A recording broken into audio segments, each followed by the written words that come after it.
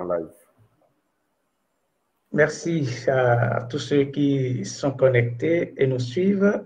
On s'excuse pour ce grand retard dû à des difficultés techniques. Vous savez, la technique a ses caprices qui peuvent surprendre à la dernière minute. Et ça agit aussi sur la configuration des invités, du nombre de personnes intervenant dans ce débat. Vous allez remarquer. Mais déjà, nous vous présentons nos excuses. Alors, l'expression artistique en Afrique est de plus en plus dynamique, que ce soit les arts de la scène, que ce soit les arts visuels, que ce soit le cinéma, la littérature et autres, l'art vit en Afrique. Et il y a des métiers qui contribuent ou qui devraient contribuer à ce dynamisme. C'est le cas de la critique d'art, mais le fait-elle? Dans quelles conditions et quel est son avenir en Afrique? C'est autour de ce sujet que nous rassemble à l'occasion de son premier anniversaire la plateforme noculture.info pour qu'on débatte sur le thème critique d'art en Afrique, quel avenir? Et pour en parler, nous avons dans cette discussion des personnes averties. Je vous les présente. On a Ratsara Domwana, elle est journaliste critique, présidente de l'Association des critiques cinématographiques de Madagascar. Bonjour Ratsara. Bonjour Eric et bonjour à tous. Il y a, elle est également journaliste critique, elle nous vient de la Tunisie. Bonjour Asma Drissi. Bonjour. Et nous avons enfin Christian Guéhi, journaliste culturel. Il est critique d'art, spécialiste des questions de promotion des arts et de la culture par les médias et il est auteur aussi. Il nous vient de la Côte d'Ivoire. Bonjour Christian. Bonjour, bonjour. Alors, celle qui sera la grande absente à cette discussion, c'est bien sûr Fatou Kiné-Séné, journaliste critique, présidente de la Fédération africaine de la critique cinématographique, basée au Sénégal. Eh bien, les caprices techniques l'ont emporté dans leur dédale. Elle sera avec nous dans ce débat. Certainement qu'elle interviendra sur le live en écrivant un commentaire. En son temps, nous allons nous faire le plaisir de lire ses interventions. Alors, nous démarrons et c'est avec Asma Drissi que on va commencer pour lui faire la première question. Asma, qu'est-ce que c'est que la critique d'art? Comment est-ce qu'on peut définir de manière basique? Si on voudrait la définir d'une manière basique, elle se place en juge. C'est la première impression ou l'effet qu'on donne à la critique. La critique ou le critique se place en juge. Il juge de la bonne qualité, des points forts et des points négatifs d'une œuvre d'art. Il se place à ce niveau-là et il est dans une posture il distingue le bon du mauvais. Donc, c'est un label qu'il donne à une œuvre pour dire que c'est valable, c'est pas valable, c'est bien construit, c'est mal construit, c'est quoi les points forts et c'est quoi les points faibles. Ça, c'est en gros. Allez-y. Oui? Allez-y. Donc, sauf que la critique ou le critique porte d'autres pistes à l'œuvre d'art. La définition de la critique ne peut pas se limiter au simple jugement. C'est pas, il y a une expression qu'on connaît tous, je pense, la critique est aisée, l'art est difficile. Et là, je pose la question à nous tous et à ceux qui nous suivent, est-ce que réellement la critique est aisée? Est-ce qu'elle n'est pas beaucoup plus lourde en responsabilité que l'art en soi? N'est-elle pas, quelque part, un acte créatif aussi? Voilà. Eh bien, je pense que c'est une question pertinente. Certainement qu'il y a réponse à ça le long de ces échanges. Et je vais aller vers Christian pour demander à Christian, lorsqu'on parle de critique en Afrique, est-ce que les gens ne lui attribuent pas d'office le côté négatif? Parce que quand on dit critique, ça porte à croire que euh, critiquer, c'est forcément détruire. Est-ce que ce regard, selon vous, suit le travail du critique d'art en Afrique? Bon, ce que je voudrais dire d'abord, il faudrait tenir compte des différentes mutations qui ont lieu chaque jour dans le domaine des arts et de la communication sur les arts. Et aujourd'hui, il serait difficile de proposer une définition unique et simple de la critique. Mais ce qu'on pourrait retenir dans un premier temps, c'est que la critique serait l'art de critiquer un produit culturel. Et en même temps, quand on parle de l'art, cela signifie qu'il y a toute une méthodologie, il y a toute une façon de faire qui pourrait être à l'esthétique et tout ça. Et on ne peut pas parler de critique sans parler de prescripteur. C'est en cela qu'on pourrait on pourrait distinguer trois catégories. On va parler de la prescription des faits qui a trait à l'information journalistique en parlant de l'interview, le reportage, le produit culturel. On pourrait aussi parler de la prescription technique qui vise à analyser le produit culturel pour le comprendre. Et enfin, la prescription de jugement qui vise à présenter l'aspect négatif ou positif du produit. Alors, pour revenir à votre question, je dirais qu'aujourd'hui, la question reste toujours posée. La question reste toujours posée en ce sens que je suis toujours dans la logique de mutation. La logique de mutation. Est-ce que aujourd'hui on est en phase de cette mutation ou on est en deçà de cette mutation dans le domaine de la création artistique? Donc, c'est un peu, je pense que nous allons revenir sur la question, mais déjà, voilà ce que je peux dire sur cette orientation. Oui, alors des interventions des uns et des autres, il apparaît quand même qu'il y a un travail de critique qui existe, qui se fait en Afrique, mais je vais quand même demander à Ratsara de nous dire, de nous préciser ou confirmer, est-ce que la critique d'art existe en Afrique? C'est une question difficile à dire. Pour dire si elle existe, le métier existe ou pas, parce que quand on dit métier, ça veut dire en termes de professionnalisation, est-ce que quand on gagne sa vie avec?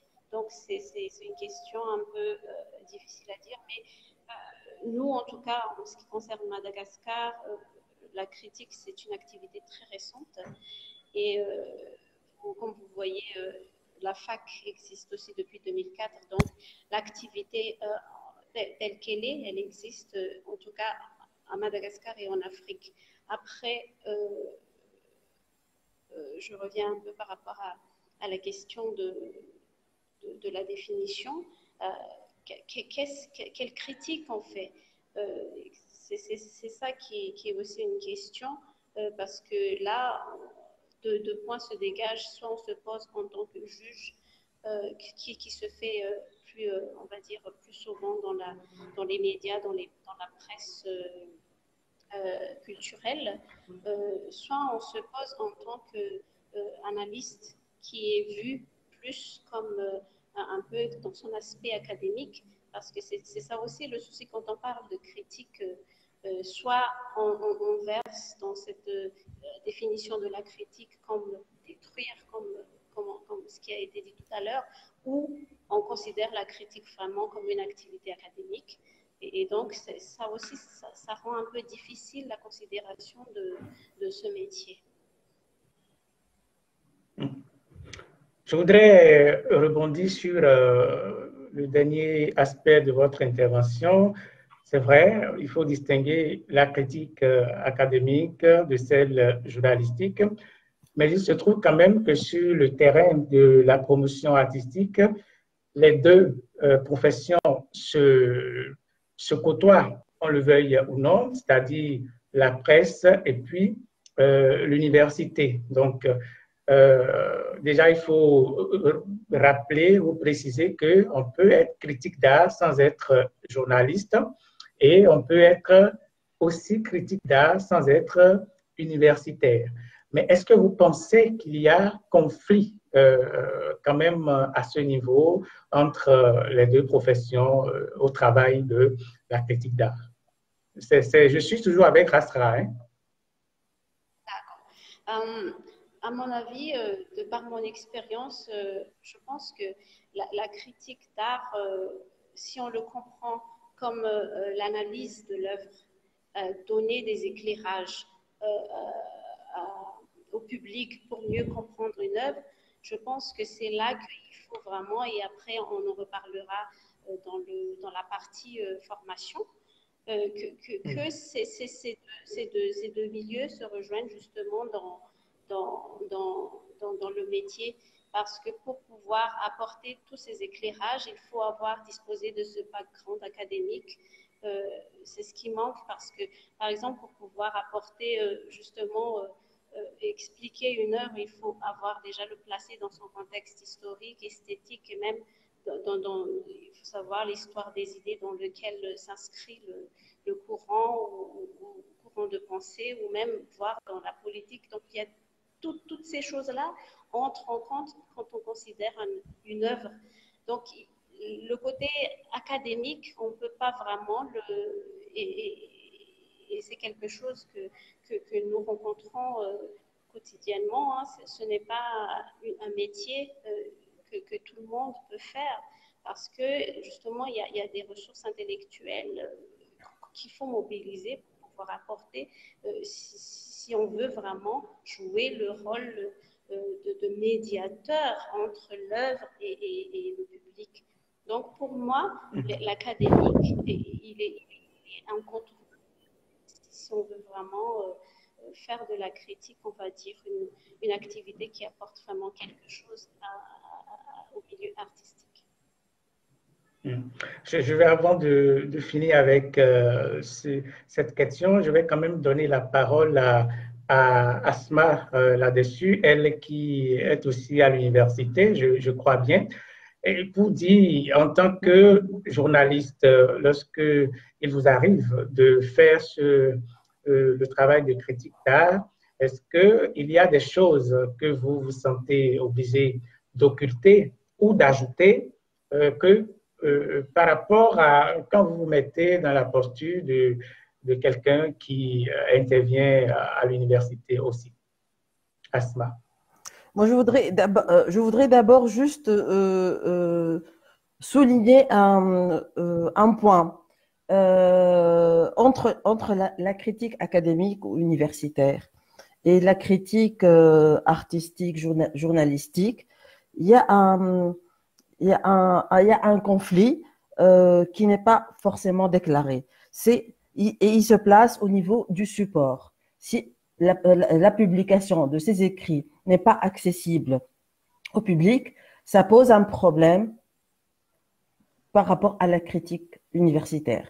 Si la critique universitaire académique se limite à un cercle fermé d'initiés et au niveau de l'université et au niveau de quelques professionnels, son apport n'est plus aussi ressenti dans la scène publique.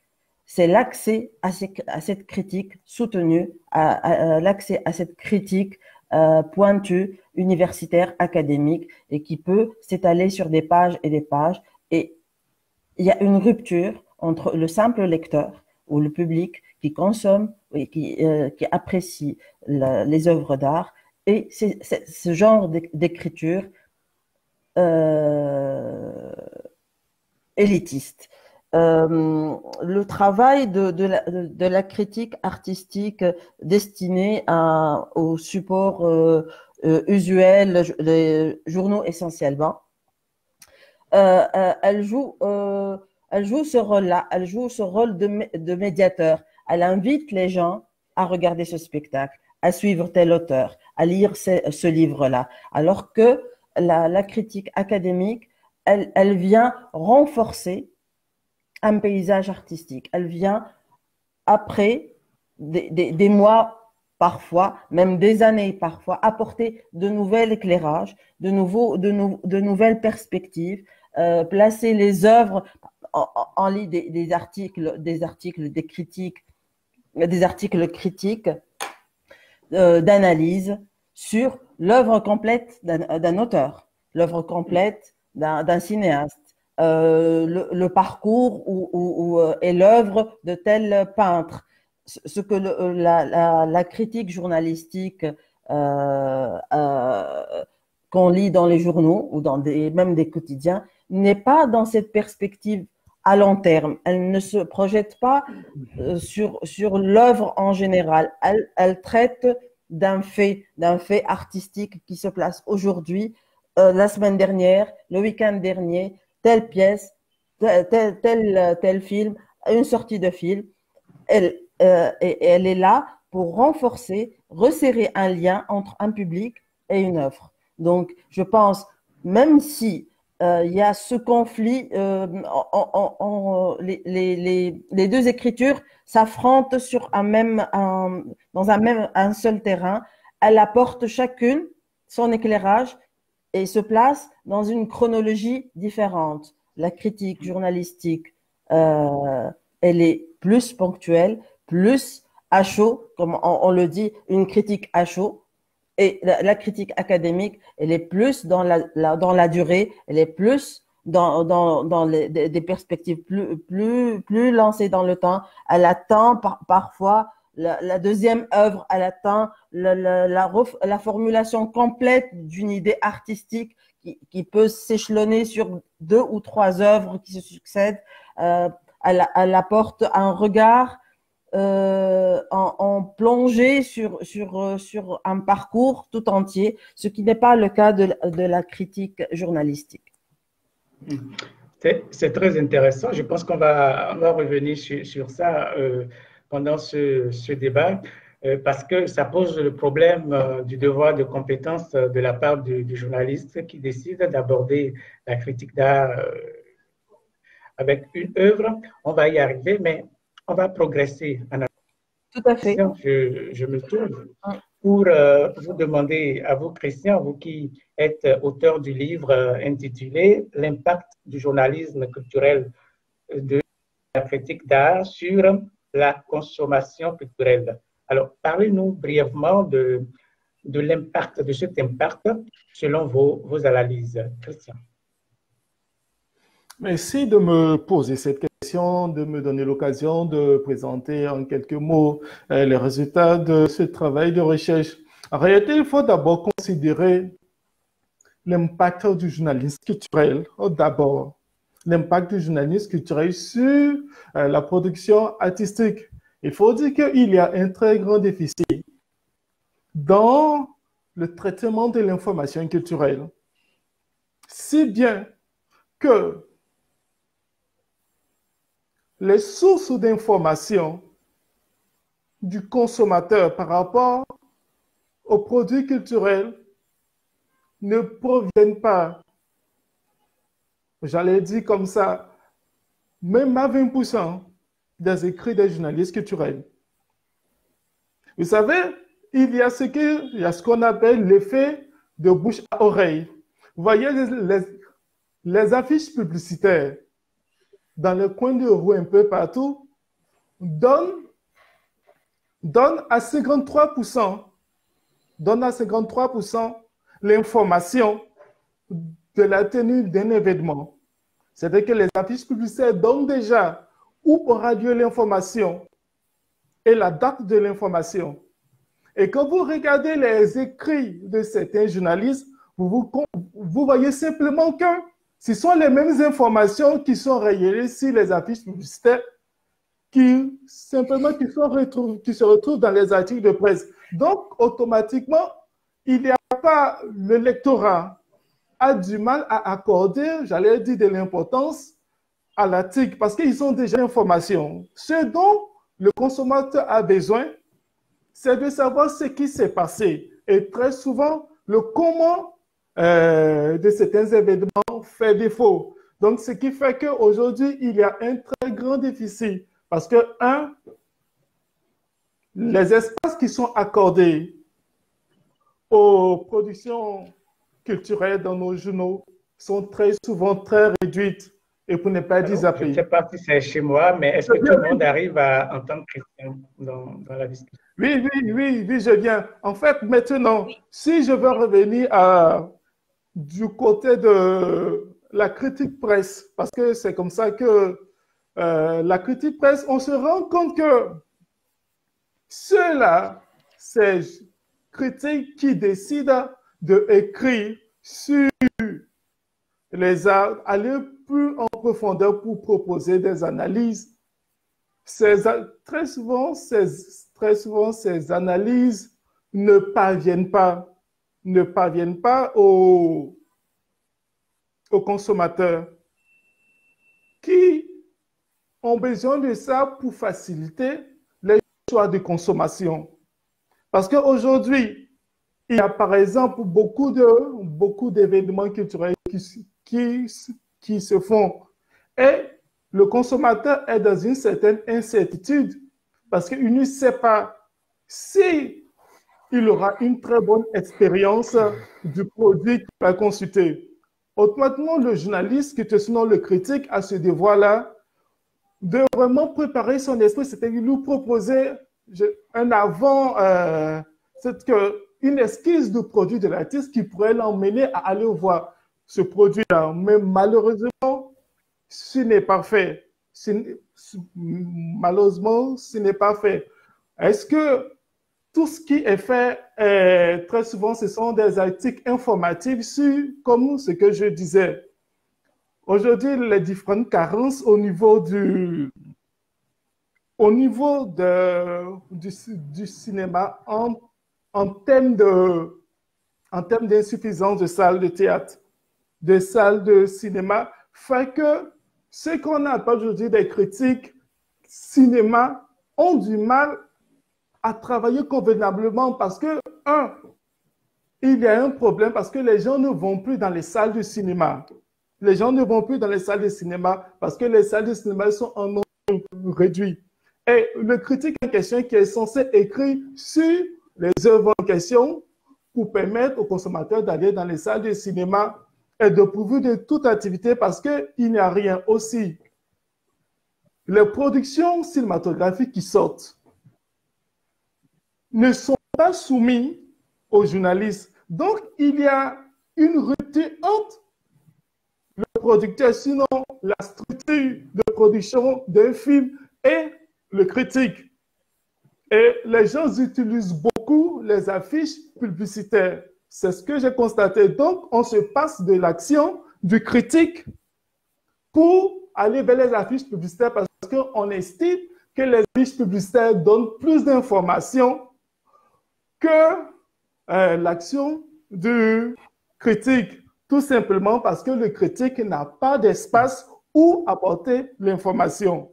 Dernier point, c'est celui-là que je vais finir. Et j'ai constaté aussi que les critiques sont beaucoup plus écrites que parlées. Donc, du coup, on a une catégorie de personnes illettrées, des personnes qui ne savent pas lire et écrire, qui sont disqualifiées automatiquement.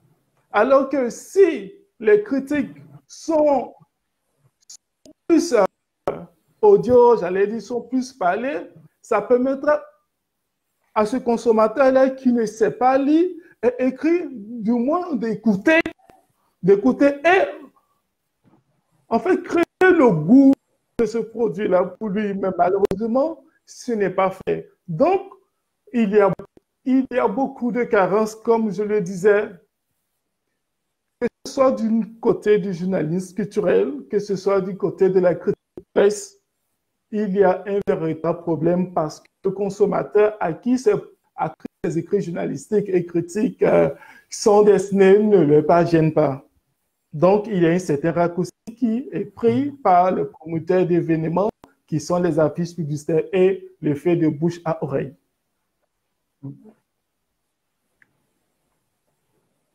Ce qui est intéressant, on remarque dans votre intervention beaucoup de choses et il se pose aussi la question finalement d'adapter la critique à l'environnement africain peut-être, parce que quand vous finissez par dire le public, le consommateur à qui la production de critiques journalistiques est destiné, finalement, lui non plus n'a pas accès à cette production-là. Mais peut-être faudra-t-il aller dans les langues, parce que dans les médias, il n'y a pas que la presse écrite, il y a la radio, il y a la télé, et il faut pouvoir le faire aussi dans nos langues, finalement. Je crois qu'on va revenir sur ces points-là pendant qu'on va aborder la deuxième partie de cette discussion, notamment avec les perspectives. Je retourne vers Rasra pour vous demander, Rasra, dans les médias, la critique d'art n'a pratiquement pas de tribune. Qu'est-ce qui explique, selon vous, cette faible exercice, cette faible présence de l'exercice de critique? Il faut savoir que le contexte n'est pas toujours le même. Hein. Même en Afrique, je pense que le contexte n'est pas homogène. Donc, à ma connaissance, de manière générale, dans la presse, on a un problème déjà effectif. Donc, ça engendre des contraintes temporelles. Donc, nous le savons tous, écrire une critique n'est pas la même chose qu'écrire un article de reportage factuel. Donc, déjà, il y a cette contrainte temporelle qui ne nous permet pas, en tant que journaliste qui a exercé ce métier pendant une dizaine d'années, je suis vraiment... j'étais dans cette situation de frustration de ne pas pouvoir vraiment me livrer à cet exercice parce que je n'ai pas le temps. Déjà, il faut que j'ai le temps, il faut que je me documente parce que ce n'est pas quelque chose que qu'on peut faire, quoique, en tout cas, en ce qui nous concerne, on n'a pas le contexte où on a des critiques académiques, comme l'a dit ma collègue tout à l'heure. Nous, on est dans un contexte où la critique n'existe pas et n'existait pas. Elle existait peut-être dans le cadre académique, vraiment universitaire, mais il n'y a pas de publication qui publie des critiques sur les œuvres. Donc, c'est pourquoi j'ai dit tout à l'heure qu'il faut peut-être trouver un équilibre entre ces deux formes et trouver une forme de critique accessible à tout le monde. Et puis là, je rebondis par rapport à ce que Christian a dit, par rapport à la diversification des formats, parce que c'est ça aussi. La critique, quand on dit critique, on pense systématiquement presse écrite. Alors que là, le problème se pose vraiment par rapport à l'accès à la critique. Donc, en langue nationale, bien sûr, mais aussi les supports. Il faut qu'on pense à diversifier aussi les supports d'accès à la critique. Donc, je reviens à votre question. Pourquoi cette assise qu'on n'arrive pas à avoir dans la presse, on va dire, parce que c'est une question de priorité, parce que on est de toute façon, on sait très bien, on est dans une et dans la rédaction, il y a des hiérarchisations de l'information qui est jugée rentable ou pas. Tout ça entre en compte qui fait que c'est difficile d'imposer de racisme, la critique dans la presse? Alors, avant de continuer, je vais quand même me faire le plaisir de lire cet apport de Fatou Kiné-Séné, qui est normalement panéliste dans cette discussion. Elle rappelle, elle nous dit, le critique est passeur, un pont entre le créateur et le public. Je pense que c'est clair. C'est un passeur. Parce que justement, il est passeur, lui, il est censé connaître le travail artistique si bien pour pouvoir en présenter ce travail au public. Donc, lui, il est censé avoir des outils pour donner des pistes de lecture à un lecteur d'œuvres littéraires, à un visiteur d'exposition d'œuvres d'art plastique, à un cinéphile, etc. Mais il arrive, malheureusement, que le critique se fourvoie un peu. Et donc, nous allons parler du critique. Qui est critique? Est-ce qu'il arrive que dans les initiatives rédactionnelles, le critique ne soit pas à la hauteur de ce qu'il entreprend de produire? Je vais commencer avec Asma sur cette question. Est-ce que tu peux répéter la question? Je pense que votre micro a coupé un peu. Ah, d'accord. Le critique d'art est-il toujours à la hauteur de ces initiatives rédactionnelles? Pas forcément. Ça dépend. Dans les rédactions journalistiques, les critiques sont rares déjà. On est tous journalistes, mais on n'est pas forcément tous critiques. Dans un service culturel, d'un journal, moi je fais partie d'une rédaction, d'un journal étatique qui a plus de 80 ans. Mais on n'est pas tous les membres du desk culturel ne sont pas forcément critiques. Et ma casquette de critique me vient d'un diplôme ou d'un cursus universitaire que j'ai reçu, mis à part mon cursus dans la fac de journalisme. Donc, j'ai fait une formation et un master en sciences et techniques des arts. C'est à ce titre-là que je peux prétendre à ce rôle-là de critique journalistique, bien que je n'exerce pas le métier de critique comme l'entend ma collègue dans le cadre universitaire et académique.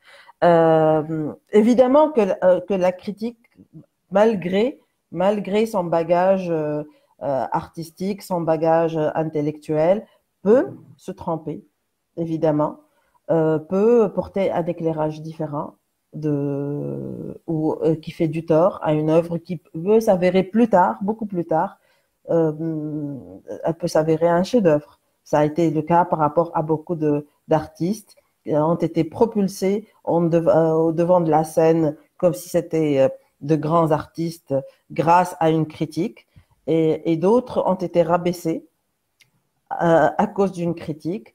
Et les normes se sont faites, les normes n'ont pas été les mêmes. La règle du jeu a été biaisée par manque de culture ou par manque de modestie de la critique. Ce que je veux dire par là, que un critique ou une critique, la personne qui écrit, ne peut pas définir la qualité d'une œuvre. C'est tout le mouvement, toute la vague et toute la synergie d'une activité critique dans un pays qui fait qu'une œuvre est mise sous plusieurs éclairages. C'est cette interaction entre plusieurs plumes, plusieurs regards, plusieurs analyses, plusieurs points de vue qui donne une valeur à une œuvre. Le fait qu'une critique soit contre, l'autre soit pour, un avis, un regard se place sur un certain plan, l'autre se place dans le contre-champ. fait que on regarde tous une œuvre sous plusieurs angles de vue, et c'est ce qui fait que une activité culturelle critique se crée autour de cette œuvre-là. Écrire une critique aujourd'hui, est-ce que ça a un sens? Je me pose la question en l'absence de support spécialisé.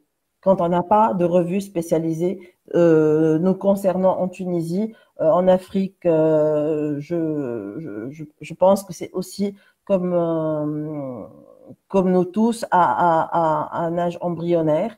La critique ne peut pas s'épanouir sans support de publication, ne peut pas exister sans support spécialisé qui donne de l'espace à la réflexion, qui donne de l'espace à l'interaction, qui donne de l'espace à une lecture approfondie et du temps aux critiques pour qu'ils puissent réellement faire une vraie critique, pas de travailler dans un service culturel qui travaille sur le factuel, sur le fait artistique d'aujourd'hui, sur la pièce du week-end dernier, sur la sortie de film.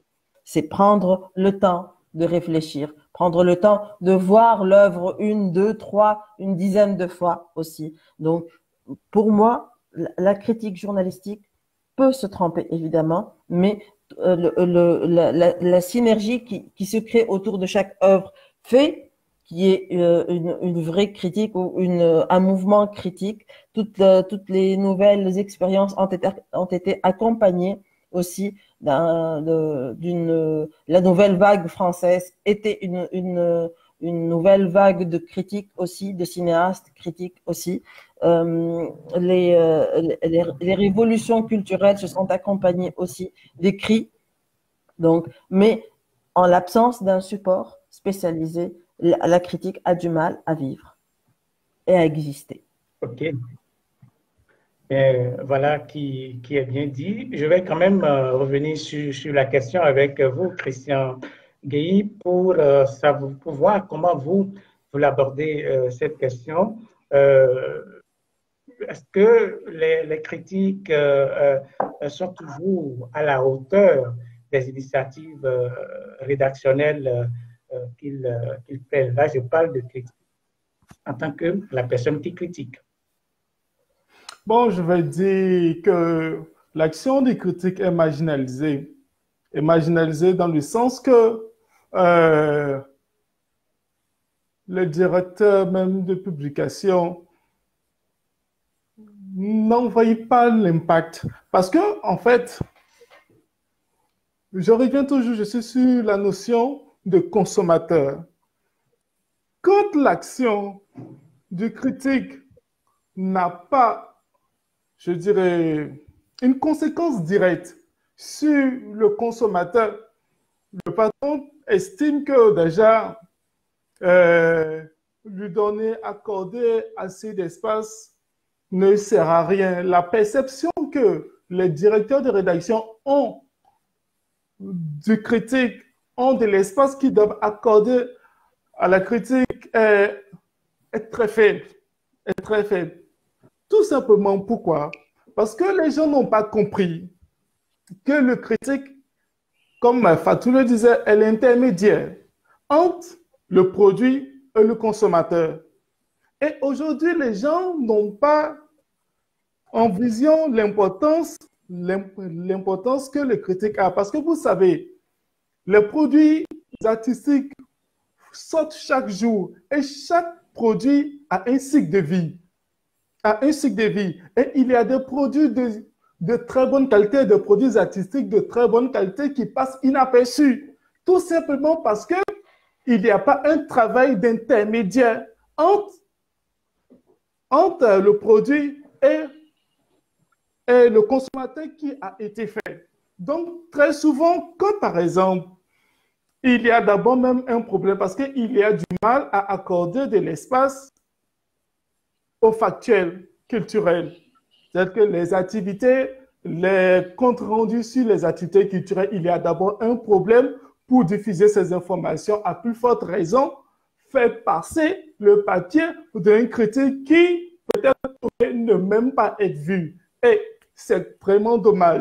Un autre point sur lequel je vais relativer en rapport avec l'éducation artistique, bon, l'éducation populaire. Les gens ne comprennent pas que aujourd'hui, le journaliste culturel, sinon le critique d'art, a une très grande responsabilité dans l'éducation populaire. Dans l'éducation populaire. Et aujourd'hui, nous sommes dans un environnement où il est difficile de dire qu'il y a une actualité culturelle. Qu'il y a une actualité culturelle.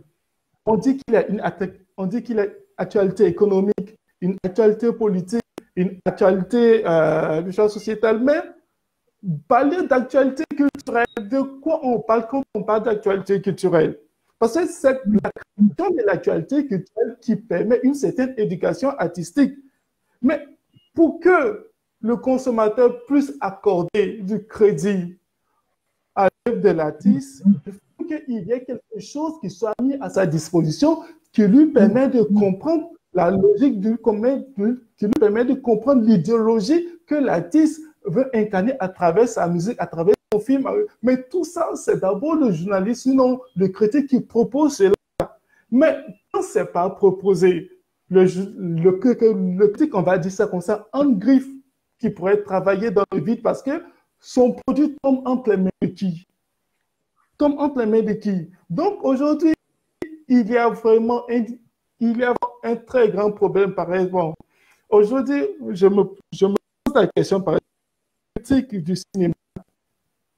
Les critiques du cinéma, comme je disais tout à l'heure, sur la base de quoi ils écrivent.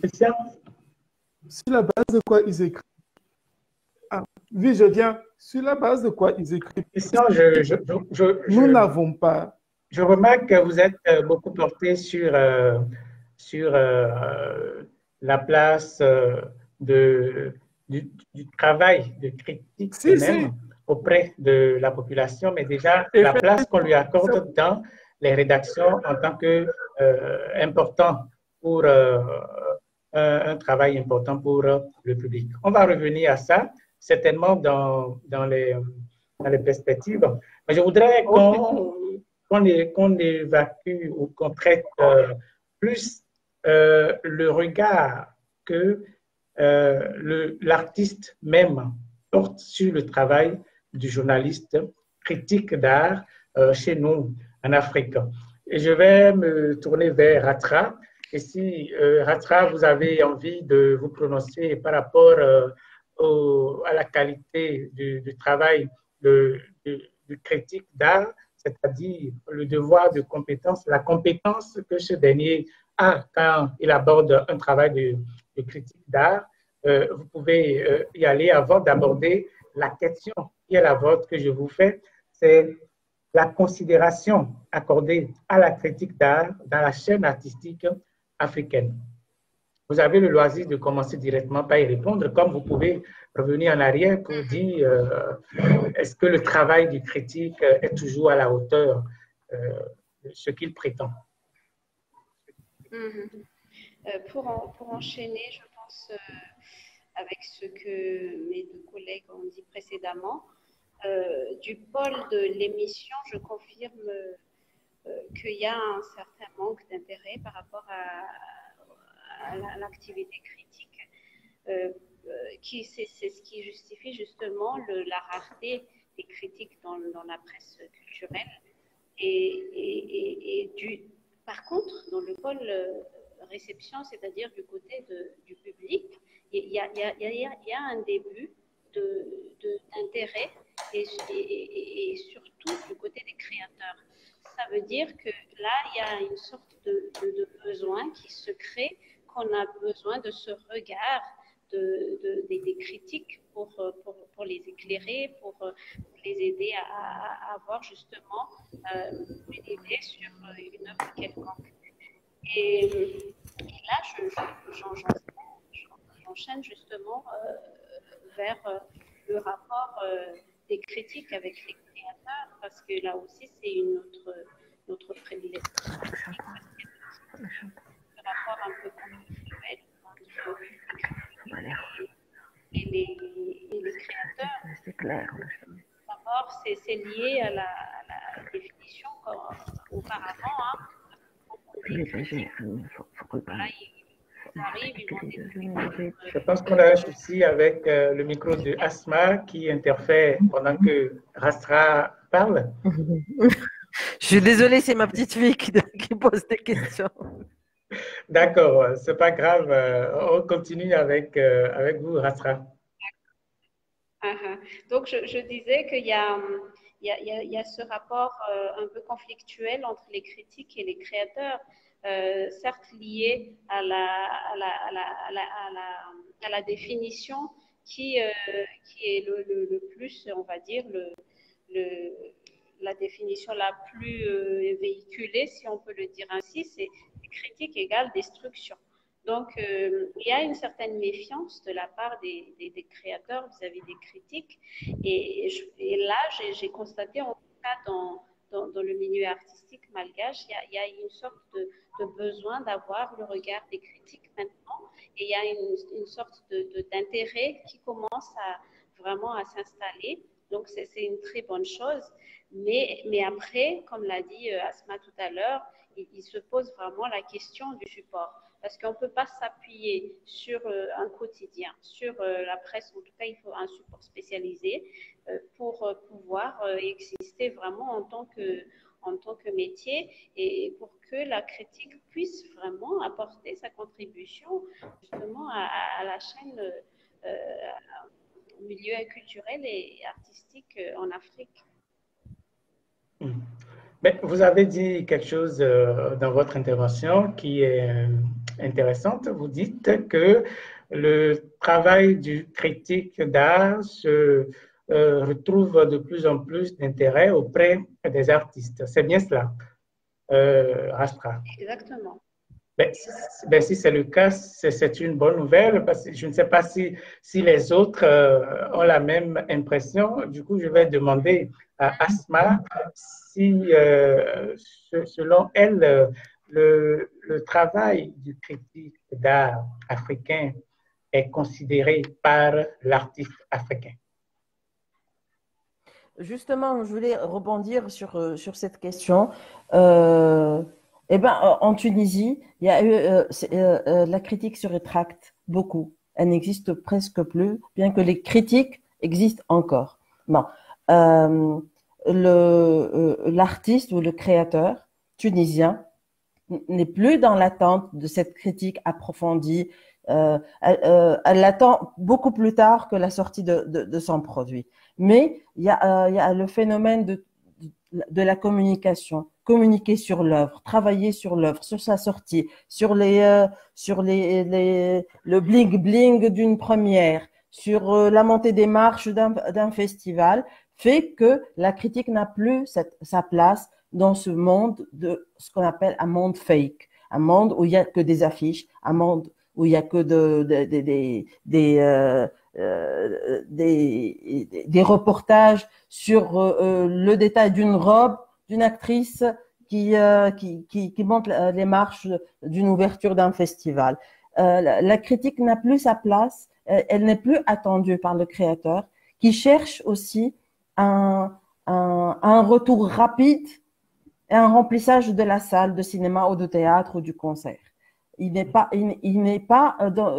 face à son miroir qui est la critique. Il est face à sa caisse, la caisse où on vend les billets. On juge la qualité des spectacles aujourd'hui, en Tunisie du moins, par le nombre d'entrées, par le nombre de billets vendus, par le nombre de fans sur la page, par le nombre de clics sur son tube, sur YouTube. Et du coup, à force que l'artiste n'attend plus ce regard qui risque de le détruire, qui risque de détruire son travail, qui risque de le déstabiliser, qui risque de le remettre face à ses responsabilités artistiques, de pointer du doigt ses défaillances. Il s'éloigne de la critique et s'approche de toute la presse people. Il s'approche de plus en plus de tout ce qui peut donner un effet immédiat donner un retour immédiat.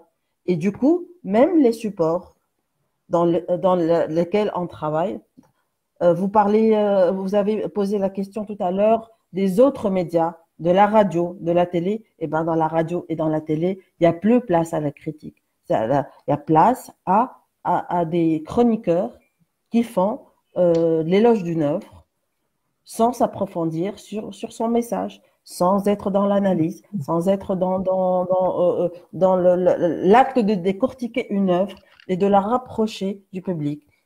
Il y a l'effet de the place to be. Tout le monde y va, donc moi j'y vais. Je m'en fous de ce que ça véhicule. Je m'en fous de la qualité de l'œuvre. Puisque tout le monde y va, moi je dois y être. Et là, ça fait du tort, non seulement à la presse artistique, critique, elle fait du tort beaucoup à la critique. On n'en voit plus le besoin de la critique. C'est beaucoup plus tard, quand un artiste va voir que dans son book, il n'y a absolument rien comme article consistant, il n'y a absolument rien comme analyse pertinente. C'est là, quand il va envoyer son dossier pour un financement, quand il va envoyer son dossier pour un festival, qu'il va se rendre compte qu'il n'a que des petites capsules, de petites vidéos et de petites chroniques qui ne s'attardent pas sur son œuvre, qui s'attardent sur les à côté de son œuvre et qui n'apportent aucun contenu et n'accompagnent pas son travail. C'est là où je me dis, c'est un travail de résistance que la critique académique doit faire, que la critique journalistique doit faire, parce que à chaque fois que nous, on se retire, c'est cette vague de médiocrité qui s'installe, c'est cette vague d'éphémère qui n'a pas qui n'a aucune assise, qui se vaporise du jour au lendemain dès qu'un autre événement vient faire de l'ombre. Et ça peut être autre chose, ça n'a rien à voir avec l'artistique, parce que c'est des gens qui ne sont pas spécialisés. Les chroniqueurs et chroniqueuses dans les radios et dans la télé ne s'intéressent pas à l'œuvre en soi, elles s'intéressent à l'événement, à l'événementiel et à la communication. Et là, quand vous parlez tout à l'heure de l'affiche, il n'y a que l'affiche qui intéresse, il n'y a que l'affiche qui apporte de l'information. Ils utilisent même dans ces affiches-là, dans ce travail de communication, on utilise même des citations et on prend des extraits de critiques et on les met sur les flyers et sur les dossiers et sur les affiches pour dire telle revue a écrit sur ce film et a dit par rapport aux sorties de films par exemple, on reprend des citations de les cahiers de cinéma, qu'est-ce qu'ils ont écrit, Première, qu'est-ce qu'elle a écrit, voilà, Variety, qu'est-ce qu'elle a écrit, et là on devient le travail de critique aussi un outil promotionnel pour des buts instantanés sans aucune projection dans l'avenir. Donc, à chaque fois où la critique se retire et elle se détache de ce mouvement-là, elle laisse énormément de place et le champ libre à tout ce qui n'est pas constructif, tout ce qui est éphémère, tout ce qui est fake. Et là, c'est le danger et c'est un glissement auquel on doit faire attention. Il faut, j'anticipe peut-être, mais l'obligation d'avoir des supports qui travaillent selon la logique de réflexion de la critique doit exister. Les revues spécialisées doivent avoir lieu, imposer les programmes culturels avec des chroniqueurs, de vrais chroniqueurs, critiques, de vrais critiques qui font leur travail de chroniqueur dans une radio ou dans une télé s'impose aujourd'hui. Peut-être dans les services publics, c'est encore possible, mais dans les télés et les radios privées, ce n'est pas gagné. Je pense que c'est l'enjeu le plus important. Peut-être qu'un jour aussi, les artistes vont revendiquer cette critique. Ils vont se poser la question, où est passée la critique? J'ai besoin de ce miroir qui pourrait me briser, mais en même temps, elle va permettre que je me reconstruise ou que je reconstruise mon œuvre sur d'autres bases et sur des bases solides, que je regarde aussi droit dans les yeux mes défaillances et que je ne me sois plus emportée par cette vague de commercial, cette vague où oui. Mais il y a beaucoup d'aspects que vous brossez à travers votre intervention, mais aspect très intéressant, très intéressant. Et je voudrais vous demander si je peux résumer votre intervention sur la question posée pour dire que l'importance de la critique d'art va dépendre de la pertinence de son travail. Ça va dépendre de la qualité de son travail qui est liée à la compétence de celui qui s'adonne à cet exercice. Je pense que les critiques qui existent chez nous en Afrique ne manquent pas de compétences. C'est le lien qui est rompu qui fait que l'efficacité n'est pas, on n'est pas dans l'efficacité. C'est ce lien du manque de support. Pour moi, la compétence est là. La compétence, elle est reconnue dans les sphères d'initiés. Elle est reconnue aussi par les artistes quand ils veulent bien le reconnaître. Mais c'est ce lien rompu entre par manque de support. Oui, vous avez parlé d'initiés tout à l'heure. Cela me permet de faire une transition rapidement et de faire part d'une intervention de Nidal Chemingui depuis la Tunisie. Salut Nidal. Alors, elle dit que lorsque nous écrivons une critique, la cible est un public averti par la culture où on peut espérer cibler tout le monde. Bon, c'est une question, parce qu'elle n'a pas mis le point d'interrogation, mais c'est une question. Donc, elle demande, est-ce que lorsqu'on écrit une critique, la cible est un public averti par la culture où on peut espérer cibler tout le monde? Mais je vais adresser cette question à Christian qui attend de prendre la parole. Christian, je vous repose la question de Linda. Je vous entends difficilement. Vous pouvez reprendre la question? Oui, je vous entends difficilement. Vous pouvez reprendre la question. C'est, bien sûr, lorsque nous écrivons une critique, la cible est un public averti par la culture où on peut espérer cibler tout le monde.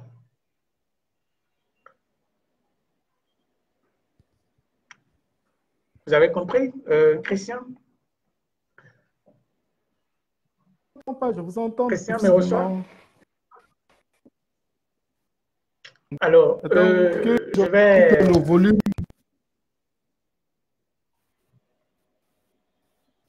Allez-y. Vous me recevez, je repose la question. Alors, Nidal demandait, est-ce qu'on écrit une critique pour des personnes averties? Bien, on peut cibler tout le monde en écrivant une critique.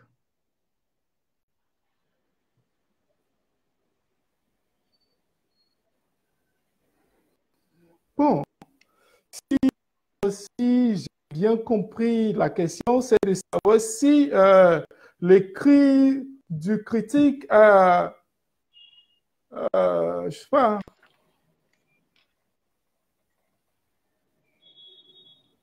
Si l'écrit est adressé à tout lecteur, par exemple, ou bien est-ce que c'est à des lecteurs avertis de la chose culturelle et artistique? Bon, ok. Bon, je pense que dans un premier temps, lorsque la critique est écrite, c'est pour un public bien ciblé, des personnes qui ont un certain niveau dans le domaine en question. Par exemple, si, par exemple, une critique sur un film est faite dans cette à l'endroit aux personnes qui sont habituées à aller dans des cinémas maintenant, occasionnellement, ceux qui ont l'habitude d'aller, bon, ça peut les séduire aussi, mais dans un premier temps, quand le critique écrit, c'est pour un public bien ciblé. D'accord. Bien, merci. Nidal a eu réponse à sa question. Oui, Christian, est-ce que vous pensez que le créateur africain, il a de la considération pour le critique africain? Bon, je pense que sous-entendant qu'en fait, la question est partagée parce que il y a certains créateurs qui ont carrément peur de la critique parce qu'ils se disent que l'action du critique peut avoir une conséquence négative sur les œuvres. Et il a été démontré que plus la critique est positive sur un produit culturel, plus le produit est susceptible d'être mieux consommé. Et plus la critique est négative, le produit risque de ne pas être consommé. Donc, quelque part, il y a vraiment une certaine peur. Mais où le côté est assez intéressant, c'est qu'il y a, par exemple, des artistes qui sont devenus, par exemple, des marques. Par exemple, on vous dit, par exemple, qu'il y a une affiche où c'est Jean-Claude Van Damme, Cruz ou bien je ne sais pas qui vient de faire sortir un film. D'ici, l'action du critique n'a pas assez de considération parce qu'on se dit qu'il y a déjà une marque comme Jean-Claude Van Damme et autres qui est déjà là. Mais quand il y a peut-être un film qui sort avec des acteurs qui ne sont pas des stars, qui ne sont pas connus, il y a réticence au niveau même du producteur de ce film parce que il y a un doute. Il y a un doute. Est-ce que le film sera apprécié? C'est pourquoi tout à l'heure, je parlais de produits d'expérience. Parce que tous les produits en question sont des produits d'expérience par le consommateur avant que ce produit-là ne soit connu et expérimenté par le consommateur. Le critique d'abord a accès à cette œuvre et c'est le critique qui dit ah, oui, cette œuvre, il est bien parce que. Mais ce n'est pas toujours le cas et surtout qu'en Afrique, il y a pas de très grand budget pour la production des films, ce qui fait qu'il y a beaucoup de manquements dans les produits. Donc, il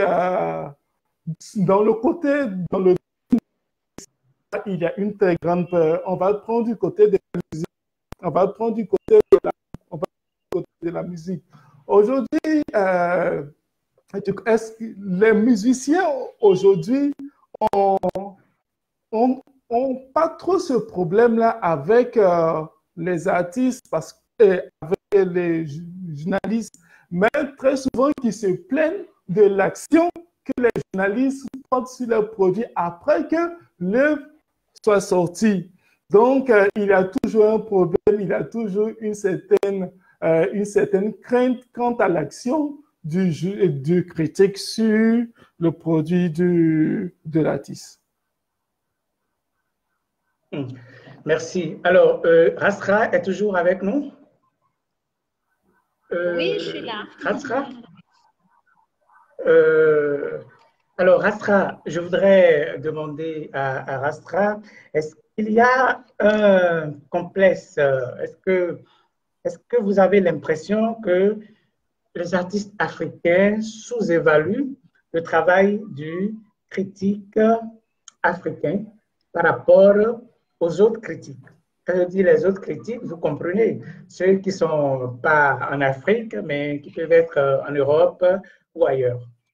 Est-ce que vous avez cette impression?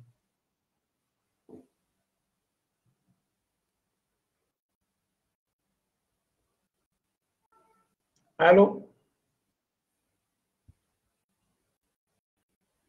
Asma est là?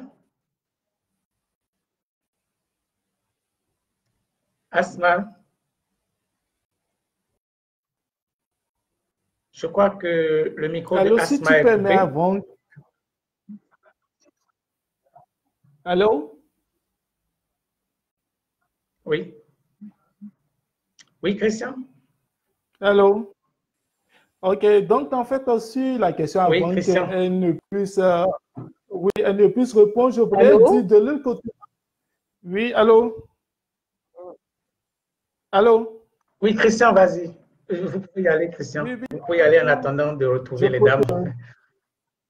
Je voudrais dire qu'en Europe, c'est carrément différent parce que les consommateurs de films ont une très grande considération pour le travail du critique. Aujourd'hui, les consommateurs en Europe ne peuvent pas se passer de prescription. Ils sont toujours aux Oui, aguets mais des ça, c'est au prescriptions fur pour et à savoir. mesure de.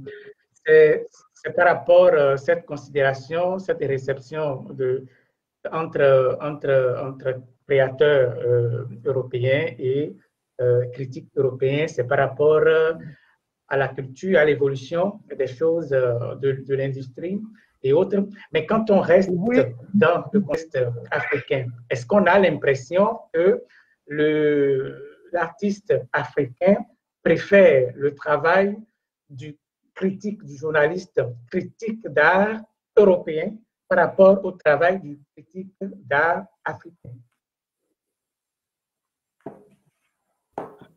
Oui. Est-ce que quelqu'un m'a suivi? Il me semble que Oui, je Asma est vous là. suis. Oui, Oui. Asma, est-ce que vous avez perçu le sens de ma question en attendant que je revienne à Christian? Oui, je pense que oui, oui, par rapport au comment les artistes africains regardent la critique européenne et sous-estiment la critique africaine, enfin la critique de leur propre pays, c'est ça? Oui, oui. Est-ce qu'il y a cette impression que vous avez parfois? Oui, tout à fait. C'est une vision qui n'est pas tout à fait fausse. Euh, mais moi, je pars d'un constat, c'est que la critique du pays de l'artiste est toujours beaucoup plus dure que la critique étrangère, quel que soit son pays, qu'elle soit d'un autre pays africain ou d'Europe. Le critique qui connaît très bien le parcours et l'œuvre de l'artiste, le critique qui voit très bien la portée de cette œuvre, le côté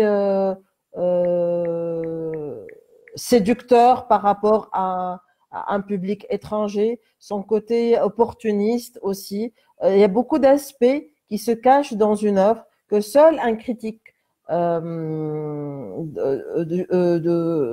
du propre pays de l'artiste peut s'en rendre compte.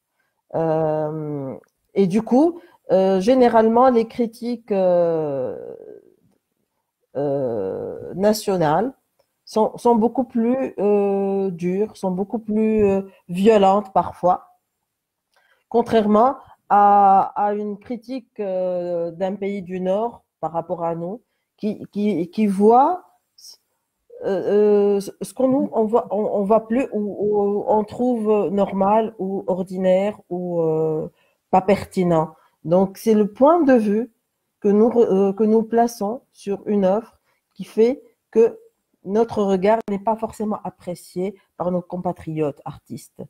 Ils préfèrent un regard beaucoup plus doux, beaucoup plus compatissant, beaucoup plus complaisant, qui vient du Nord, sur la condition de la femme, par exemple, dans nos pays africains, sur la pauvreté qui caractérise la plupart de nos pays.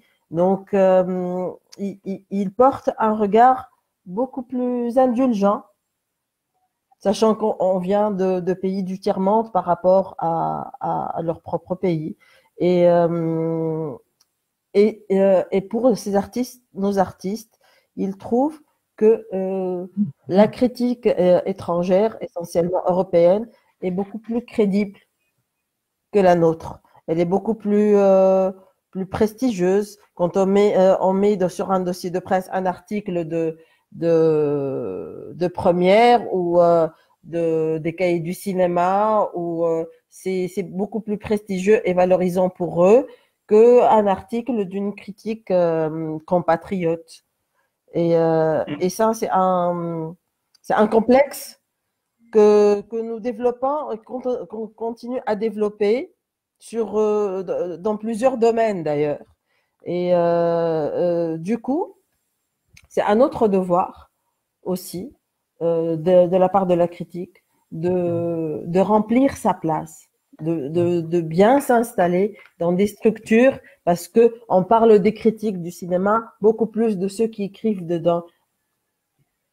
Les cahiers du cinéma aux premières ou toutes les revues qui se spécialisent, c'est eux le label beaucoup plus que les gens qui écrivent dedans. Donc, c'est à nous aussi de créer notre label qualité, notre label qui va être un garant pour les artistes de la bonne qualité de leurs œuvres. C'est avec cet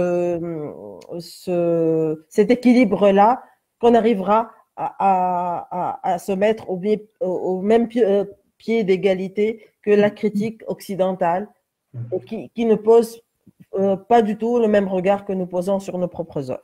Merci, Asma. Il y a Fatou Kinesene qui réagit sur cette question. Elle dit, aujourd'hui, les choses évoluent petit à petit.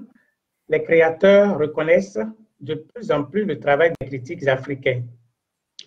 Mais tout part de ce fait que, le plus souvent, nos artistes attendent toujours un label venant de l'Occident. Les rapports commencent à changer, en tout cas pour le cinéma africain. Je rappelle que Fatou Kinesene, qui est aussi panéliste de cette discussion, est journaliste critique, présidente de la Fédération africaine de la critique cinématographique basée au Sénégal. Je vais retourner à Christian et nous allons aborder après cela la deuxième partie pour conclure cet entretien. Et on va aborder les perspectives pour de meilleurs jours pour la critique africaine. Mais avant, Christian, vous allez donner votre avis si vous voulez encore vous prononcer sur la question abordée tout à l'heure par Asma. Bon, je pense que c'est toujours la formation. C'est toujours la formation. Il faudrait que nos institutions, nos gouvernements comprennent que la critique est très importante dans la promotion des arts et de la culture. Parce que elle est, en fait, c'est comme ça, le point entre le produit et le consommateur. Il faut créer des systèmes pour emmener les critiques à se former, des journalistes à devenir des critiques pleins et vice-versa, emmener des critiques à devenir des journalistes. Parce qu'en fait, il y a un souci. Parce que le critique qui n'est pas journaliste, vous allez voir que très souvent, il y a des problèmes, des espaces où publier ses analyses, publier ses critiques. Et il y a très souvent ce déficit-là qui fait que les critiques ne parviennent pas aux cibles destinées.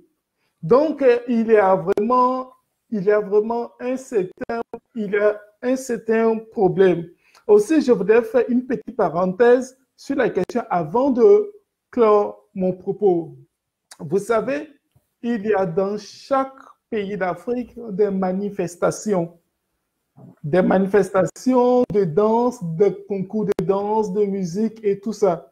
Et ces concours sont très souvent soumis à un jury. Et malheureusement, les jurys qui sont sélectionnés pour départager, par exemple, les différents groupes ne sont pas des professionnels, ne sont pas des journalistes, ne sont pas des critiques. Alors que le danger dans cette forme-là, c'est lorsque le public a accès au spectacle, parce que le public aussi est doté d'une certaine capacité qui lui permet de juger.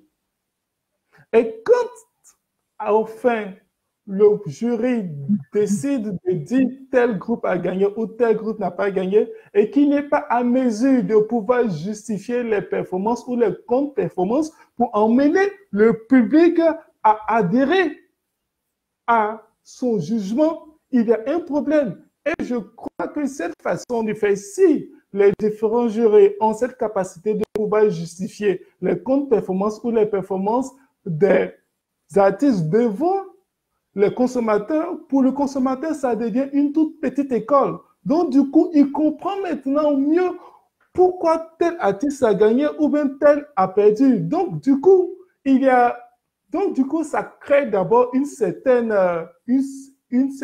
éducation artistique qui pourrait permettre aux différents critiques après de pouvoir vraiment maximiser. Donc, je reviens pour dire quoi? Que tout est question de formation. Il faut créer des systèmes. Il n'y a pas d'école, je vais finir par là, il n'y a pas d'école de critique à proprement dire où il y a une synergie de pratiques, d'écriture, des techniques rédactionnelles sur la critique. Et tous ceux qui sont critiques aujourd'hui l'ont appris ça et là. Il faudrait que ce milieu soit vraiment très bien organisé.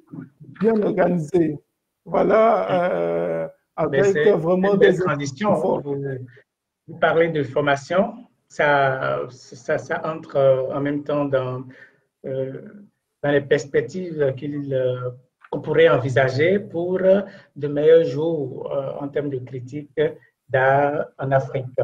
Je précise à ceux qui nous suivent qu'en cours de chemin, Ratsra est parti.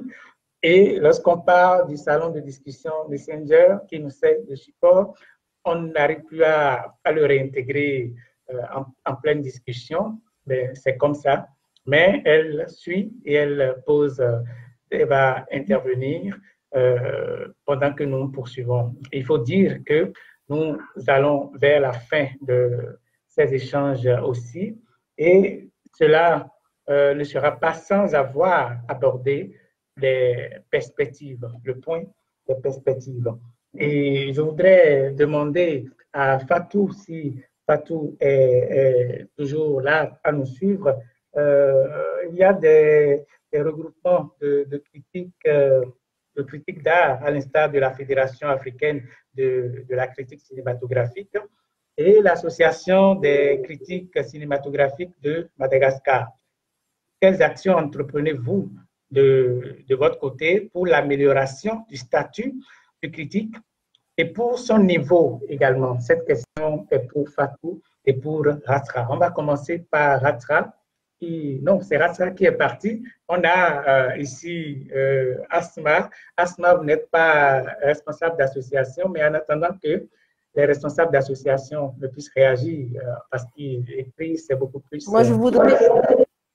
Allez-y. Moi, je voudrais juste rebondir sur ce que disait mon collègue sur la question de la formation. Oui, pour la formation de critique, mais aussi pour la formation du public. Revenir aux anciennes pratiques, remettre en place les ciné-clubs, parce que c'était une école du regard, une école de la pertinence et une école pour d'éventuels critiques et cinéastes.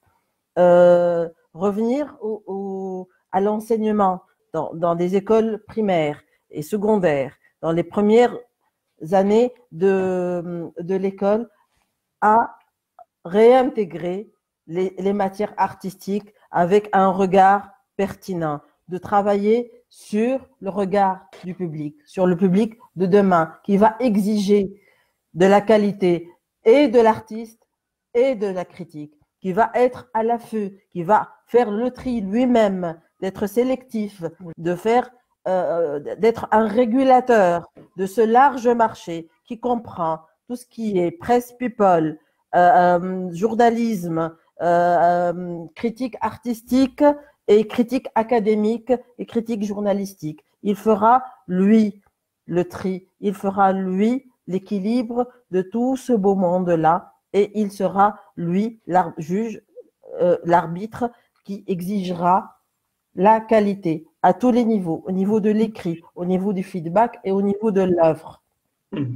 Une fois nos décideurs politiques reprendront dans leurs esprits le développement artistique chez l'enfant, son regard, l'importance de sa pertinence, de son esprit critique, parce que c'est en créant un esprit critique dans tout qu'on va créer un citoyen bien construit demain et qui aura son sens critique propre à lui et qui pourrait être éventuellement lui-même journaliste, critique artistique ou critique académique par rapport à toute forme de création artistique qui existe aujourd'hui et qui existera demain.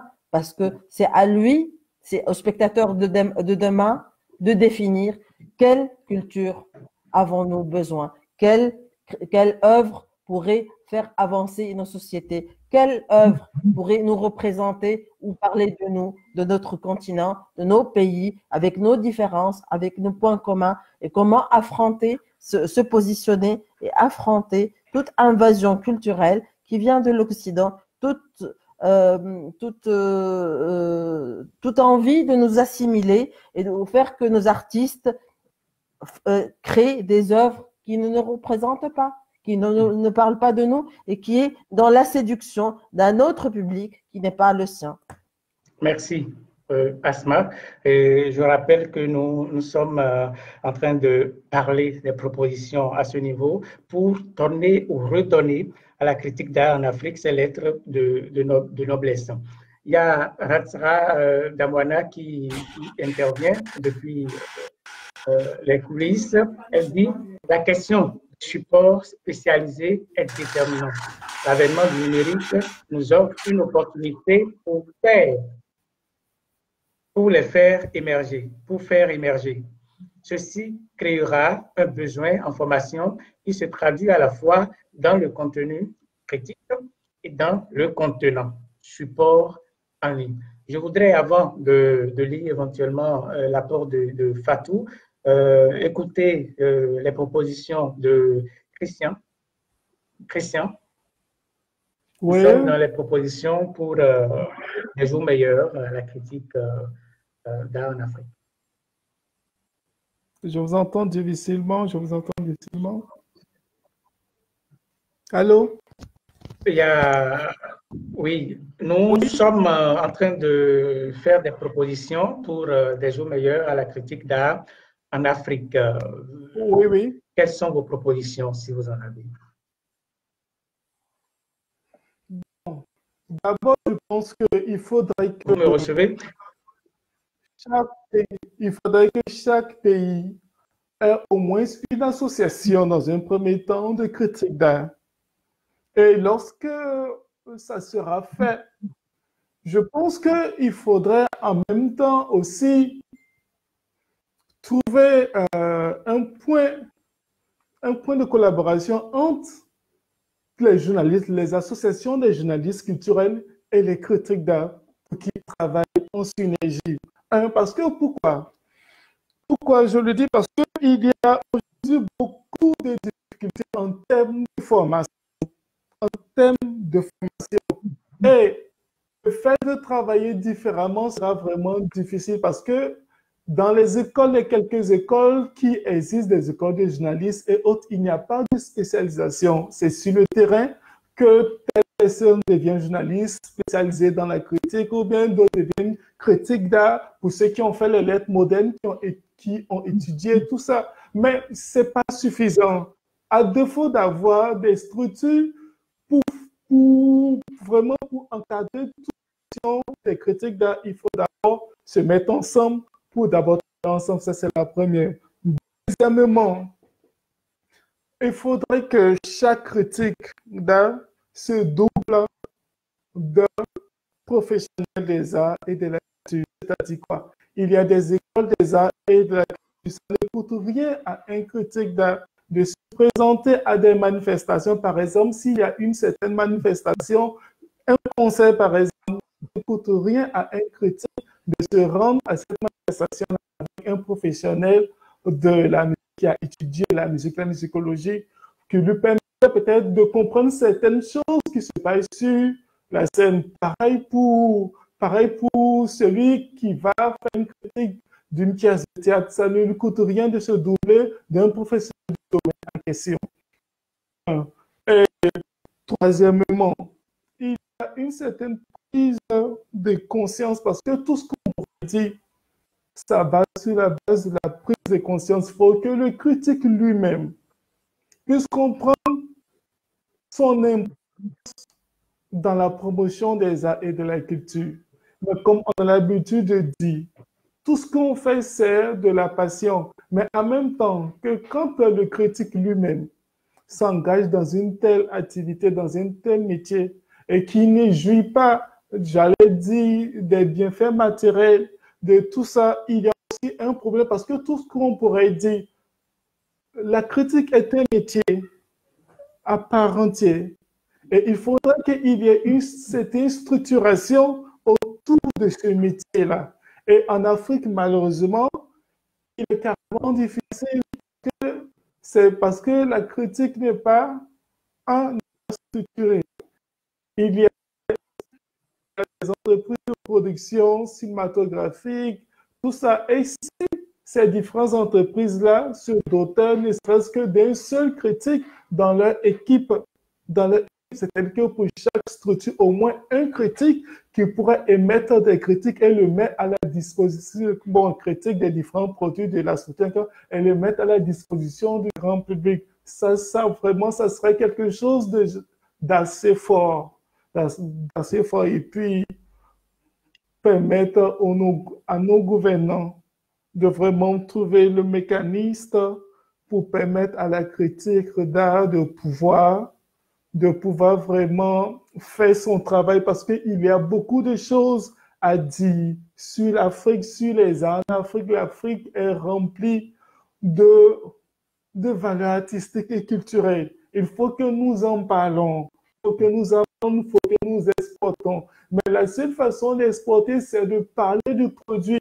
Et quand ce produit, quand la valeur de ce produit est entendue, les gens peuvent venir vers ce produit.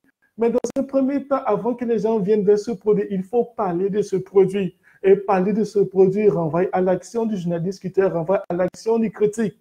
Et malheureusement, les moyens ne sont pas mis à la discussion pour que tout ce travail se fait. C'est bien clair, hein, Christian. Il y a Asra qui continue en disant que le développement de l'entrepreneuriat culturel et numérique pour l'émergence et la redynamisation du métier de la critique en Afrique. Je pense qu'elle est en train de dire que l'entrepreneuriat culturel et le numérique pourraient contribuer fortement à la redynamisation du métier de la critique en Afrique. Et à Fatou, qui nous répond par rapport à la fédération dont elle est présidente, elle dit la FAC, entendant Fédération africaine de la critique cinématographique, organise souvent des ateliers de formation pour renforcer les capacités de ses membres. Au FESPACO, c'est une tradition. Il y a le site de AfriCiné où les critiques ont possibilité d'écrire sur des films africains. Au sein de l'association sénégalaise des critiques, il y a des formations et masterclass qui sont organisées pour renforcer les capacités des membres. Seule la formation, la lecture d'ouvrages peuvent nous permettre d'améliorer notre travail. Et elle finit en disant « Nos cultures montrent déjà la voie », comme la fédération qu'elle préside le fait depuis 2004. Il faut multiplier les initiatives du genre pour le salut de la critique en Afrique. Il y a des interventions comme celle de Amadou Sanou, que je perds dans le fil, qui disait que la critique peut être positive comme négative, je pense. Je vais revenir là-dessus si je retrouvais. Mais est-ce que, et ça c'est vraiment la question de conclusion, vous pensez qu'il pourrait s'organiser une sorte de plaidoyer en direction des institutions qui financent la culture pour amener les projets, les porteurs de projets de création à impliquer les critiques d'art, c'est-à-dire un lobby de la part des structures de financement de la culture pour obliger en griffe les porteurs de projets d'art en Afrique à impliquer les critiques d'art dans leur projet. ce sera votre dernière intervention, chers panélistes. On commence par Asma. Moi, je trouve qu'on ne peut rien imposer par la force. On ne peut pas imposer les choses. Il faut qu'on se structure. Il faut que la structure existe pour qu'elle puisse prendre sa véritable place. Une fois elle existe, elle devient incontournable. On ne peut pas faire un plaidoyer pour imposer à des artistes de nous intégrer dans leur projet ou dans leur processus de création. S'ils ne reconnaissent pas notre valeur, ils ne vont pas l'accepter. De toute façon, on aura une présence vide de sens ou pas forcément constructive. Donc, il faut commencer par nous construire pour que notre valeur soit reconnue, créer les structures, créer les supports, créer les revues ou les médiums, les médias pour la publication de nos écrits ou nous imposer dans des radios, dans des télés pour donner à cette critique-là, à cette production qui est une production artistique en soi, qui est une création en soi, sa véritable valeur. Et une fois notre place prise et bien occupée, on sera forcément incontournable. C'est la seule manière de nous imposer dans des projets, c'est de nous imposer nous-mêmes, de nous structurer. Déjà, le métier de critique n'existe pas tant que les critiques écrivent quand ils ont envie d'écrire ou quand ils sont touchés par une œuvre. S'il n'y a pas ce rapport professionnel à cette activité-là, elle ne sera jamais véritablement solide. Tout dépend alors de celui qui exerce ce métier de critique d'art. On va retourner à Christian pour intervenir sur cette question et en même temps dire son mot pour finir cette discussion.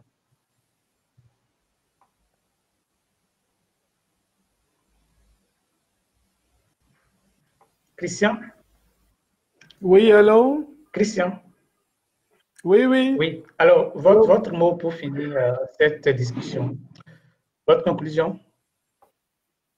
Bon, la conclusion, c'est que je pourrais dire d'abord, dans un premier temps, je pense que ce genre d'initiative serait vraiment approprié pour, dans un premier temps, essayer de rassembler et d'entendre les critiques sur les différentes carences qui minent le domaine de la critique en Afrique. Il y a beaucoup à dire. Et nous, je voudrais dire que nous devons nous mettre ensemble. Parce que les artistes aussi doivent comprendre que les saluts viennent de la critique. Parce qu'il ne faudrait pas qu'ils voient les critiques comme des adversaires, mais plutôt des personnes qui sont là pour les emmener à tirer le meilleur d'eux-mêmes. Quand un critique émet une critique qui présente pour dire qu'un produit a des insuffisances, mais écoutez, ce n'est pas pour tuer l'œuvre de l'artiste, mais c'est pour emmener l'artiste à redoubler plus d'efforts. On dit qu'il n'y a pas d'urgence à durer, ce qui est encore bien.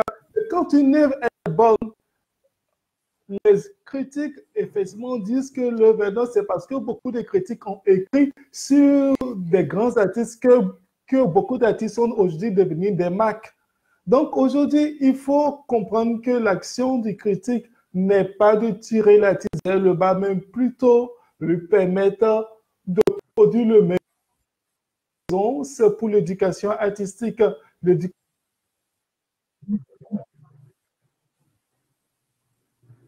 créer ce que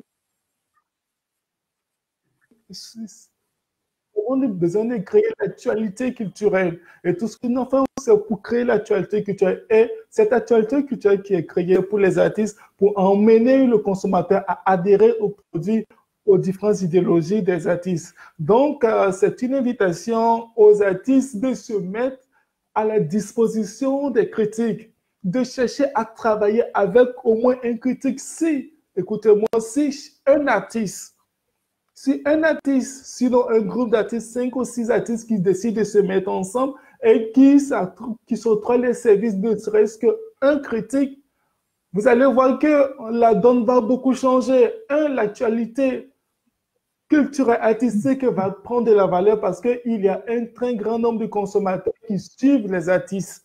Par exemple, les artistes musiciens qui sont beaucoup Christian, suivis par les consommateurs. Voilà. Très clair, on vous aura compris, Christian.